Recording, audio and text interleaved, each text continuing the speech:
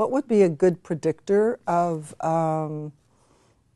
future success in journalism is a very inquisitive mind, and also the ability to ask questions that are difficult. I think one of the ways that we train them to think is, for example, so you send kids out to some kind of an event that happens. So then the question is, what is the most important?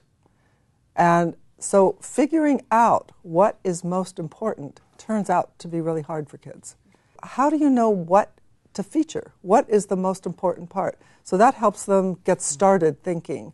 We absolutely make a conscious effort to work on those things. I think that in setting up the structure to put together a publication requires an immense amount of communication. Somebody's got to lead that communication.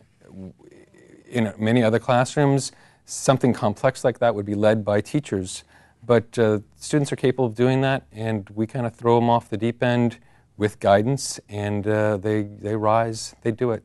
It's a very complex thing to put out a magazine that's at that length, or to maintain a website that's updated 24/7, and they can do it. They're absolutely not doing their work for the teacher, they're doing it for their audience, and that's what drives all of the success that we have at Pali. Students still like having paper products. They love having a magazine in their hand and looking at the magazine. And so we did a little sort of straw poll in the class, and it looked like the majority of kids really preferred to have a magazine to relax with. They didn't really want to relax with their computer. And the iPad, interestingly enough, kids don't see the iPad in the same way that adults do and that children do.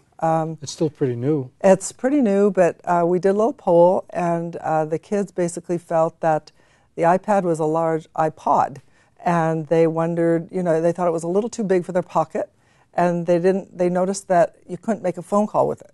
But you can read the screen. Yes, they said you could read the screen, but they don't have those same problems with their eyes that we do. And so actually they didn't mind reading those little tiny screens. And nonetheless, I think that you're going to see a Pali Voice version of the iPad within a year.